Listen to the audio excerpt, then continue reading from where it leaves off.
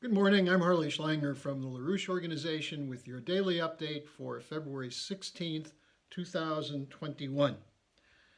If you think we exaggerate when we say that the Green New Deal will kill, take a look at what's going on in Texas right now. Yes, there's a cold front moving in, and it's a polar cold front. It's pretty harsh weather. But what's happening is the combined effects of neoliberal economics, of deregulation of energy markets, combined with green policies and the move to sustainable energy, has led to a freeze up of the transmission system. And as a result, as of last night, 4 million people in Texas were without electricity.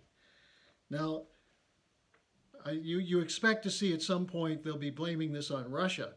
And in the Washington Post, it actually hinted at it. It said this was a cold front coming directly from the North Pole via Siberia. But the fact is, this is self-inflicted.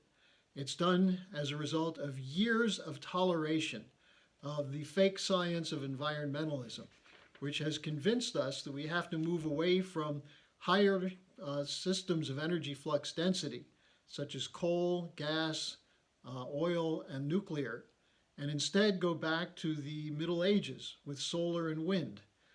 Now, what we're seeing is the loss of electricity, which also then affects things like oil refining. And so we're seeing a significant drop in oil production, oil drilling, oil refining, prices shooting up. At 4.7 million people in Mexico who were connected to the Texas grid also lost power, although for most of them it was restored fairly quickly. Now, 23% of the electricity used in Texas now comes from wind power.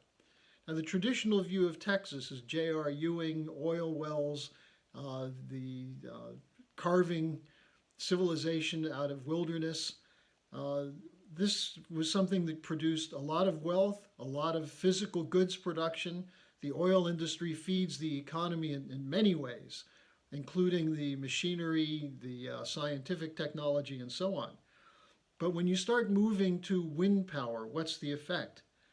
Well, we see the fact that the so-called sustainable sources are not efficient, they're not reliable, and they're more costly. They require subsidies.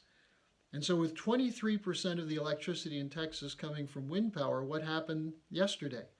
The wind turbines froze. Ice collected on the turbines and they couldn't work.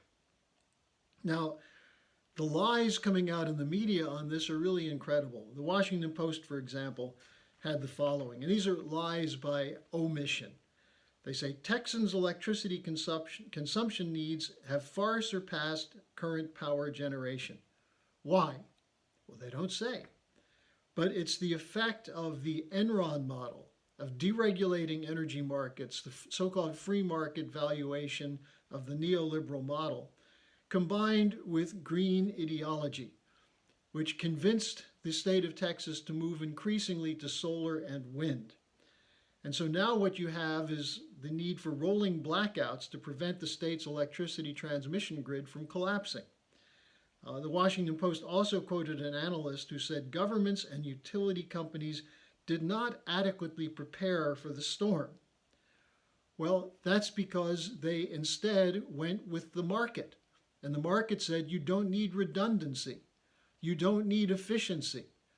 We need to combine the free market policy with the anti-science of carbon reduction. And so you have an inability to produce enough electricity to keep people's lights on at home, to have power for heating. And on circumstances like this, with a storm like this, you could say, well, this is not a normal occurrence.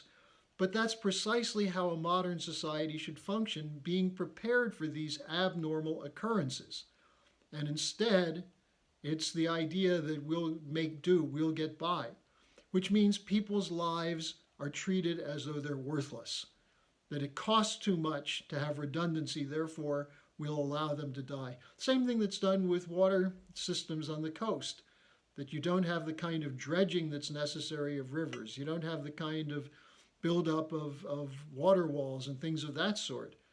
so that as a result, hurricanes become huge natural disasters because we didn't prepare. Now, the Midwest was spared these blackouts because they used coal. In 15 US states, coal generated 50% of the power needs. In Texas, coal is being phased out. And so again, we see clearly the problem of relying on so-called renewable sources, which, as I said, are not reliable and they're not efficient. This is exactly what the Green New Deal is going to set up for the whole world, knocking out redundancy, cutting back on so-called carbon emissions, getting rid of the carbon footprint. At the recent Davos conference, a report from Chatham House, which by the way is British intelligence, gave the following prescription for energy in the future. They identified which industries produce too much carbon. Of course, the coal, oil, and gas industry, but then cement, steel, aluminum, and chemical. How do you have a modern society without steel, aluminum, cement, and chemical capabilities? You don't. Then they say that ships, planes, and trucks have too large a carbon footprint. How do you move goods if you don't have ships, planes, and trucks? They went on to say that meat consumption is a major problem, and we should instead eat only plants. Well, what do they want to do? Turn us into cows? You know, the idea that your house is too warm in the winter, too cool in the summer, and that you have too much food on the table is a prescription for genocide. And the people at Davos promoting the Great Reset, which is the financial side of this, which is you give all the power to the central banks who will stop spending, who will cut off credit to real industry, cut off credit to energy production, and instead only fund sustainable, so-called sustainable projects. Now, Lyndon LaRouche addressed this for many, many years in his attacks on environmentalism, but something he wrote in 2013 needs to be read today. I'm going to read you just a couple quotes from it. It was titled, "No to the Green Policy, Revive the Credit System."